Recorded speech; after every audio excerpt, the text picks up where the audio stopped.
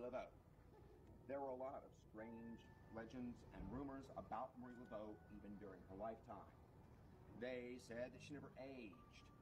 They said that she seemed to know things, personal things, that could only have been whispered to her from the spirit world. But the two religions become so deeply intertwined with each other that... Hey though. Oh, they get free samples. Yours?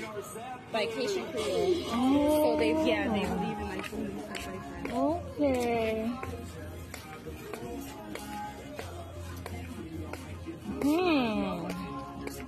So this is the thing. Like jazz and stuff like that. Habari jamani. Unaweza kuona hiyo video hapo. Wiki kama moja na nusu hivi nilitembelea mji unaitwa New Orleans, state ya Louisiana. Na kuna mji, yani huo mji tukawa tumeenda kutembea hiyo sehemu ya center mjini, wanasema yenye downtown sijui. Sasa hapo kwenye mji wenyewe yani kuna mambo ya ajabu ambayo sikutegemea. Okay, sio mambo ya ajabu, lakini kwa mimi sikuwa nimetegemea kama huku Marekani kunaweza kukaa na mambo kama hayo, yani yako kwa wingi alafu watu wanayaabudu. Yani sikuwa nimetegemea kama kunaweza kuwa kuna mambo kama hayo. So hiyo siku kuna mtaa tulienda. Huo mtaa bana unaitwa nimesahau jina lake, ila nitatag jina. Huo mtaa umezungukwa na watu wa, tuseme kwa kule kwetu tutasema ni waganga wa kienyeji, tunasema ni witch doctors. Ndio wamezunguka na wanauza vifaa vyao mle kabisa. Yani kuna maduka, unaingia kwenye duka, kuna vifaa vya aina zote.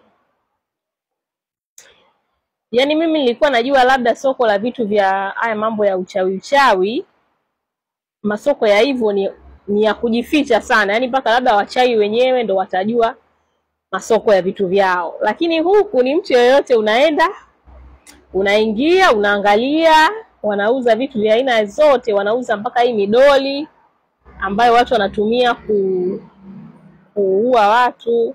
Yani kuna hii midoli fulani hivi wanauza ambayo wenyewe anasema hiyo midoli unaweza ukaifanya ukavuta sijui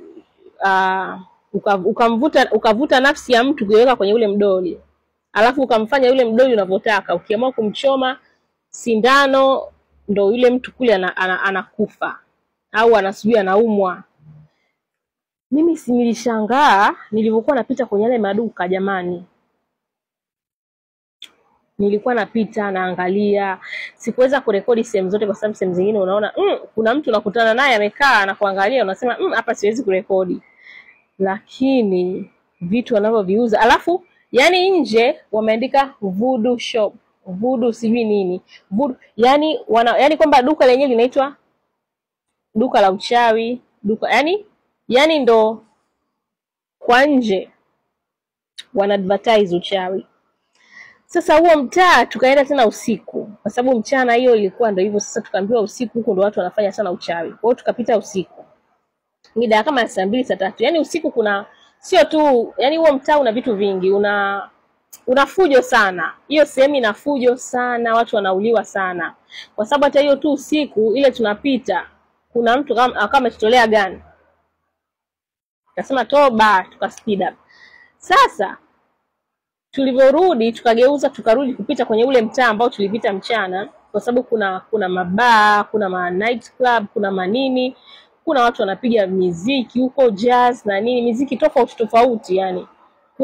Yani ni sehemu ya entertainment. Yani mtaa mzima kuanzia mwanzo mpaka mwisho ni entertainment na uchawi. Entertainment na uchawi. Pombe na uchawi. Kwa hiyo tukawa tumepita ule mtaa huo usiku. Kwa nje unakuta wakina mama wamepanga meza, au sikuweza kwa rekodi, wamepanga meza zao wanasubiria wateja. Yani pale wanafanya kazi zao za uganga. wanaitwa priest, wanaitwa voodoo priest. Kama mtu na shida zako, unataka kwenda kusomewa nyota, unataka kwenda kusafishwa nyota, unataka kufanywa vitu gani, wakwambie yani kama yani vile vitu vyote ambavyo watu wanaenda kwa waganga Afrika vinafanyika huku, yani sio kujificha, yani ni live. Mpaka nikasema yani kumbe hii nchi hivi vitu yani vinafanyika live hivi, afu ni vingi. Nikaambiwa tena sasa hivi imepungua, lakini yani mbona yani ni kawaida kabisa yani yani kumbe. Alafu wengi sasa ni wale wametoka Haiti, wengi ambao wako kwenye ule mtaa wametoka Haiti, ndio wanauza hivyo vitu, wanafanya hayo mauchawi, wanafanya hayo mauganga. Unaambiwa ule mji yani watu hawaogopi,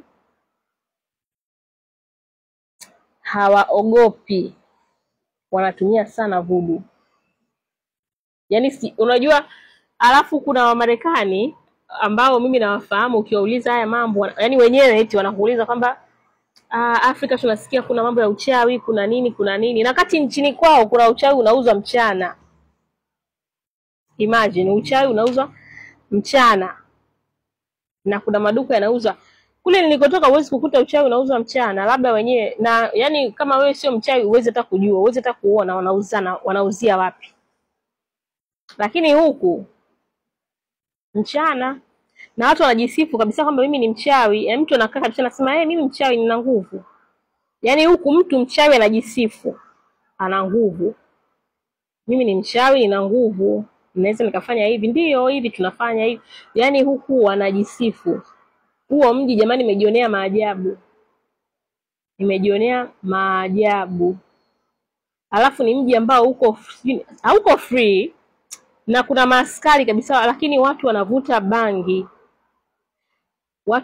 bangi. Wanafanya vitu vya ajabu. Yani kwenye hiyo tunavotembea unaona kabisa hao wamekaa hapa wanavuta bangi. Mpaka najiuliza, hivi bangi si inakatazwa? Watu wanavuta, yani pale unapita mtaa mzima na unashangaa hawakamati wafanyi nini, ila unafujo. Yani pale mtaa unafujo kiasi kwamba ukigombana na mtu pale ni rahisi kuuliwa. Watu wanauliwa sana kwenye ule mji. Yani kuna mauaji sana kwenye ule mji. Tukasema kwa hiyo kama bila ya saa 3 saa 4 hivi tukaondoka. Saa 4 usiku tukawa tumeondoka. Ila tukaambiwa yani hapa ikifika saa 6 saa 7 ndo hapatoshi. Kwanza watu wanakuwa wamejaa, mambo yanakuwa mengi, watu wengine wanakuwa wamelewa, wengine wamevuta bangi, wengine wanatumia madawa kulevya. Kwa hiyo hapa panakuaga yani ni fujo. Tena hasa siku za holidays. Yani siku za holidays ndo hatari zaidi, zinakuwa zina fujo hatari. Nikasema Mungu atusaidie kwa kweli. Yani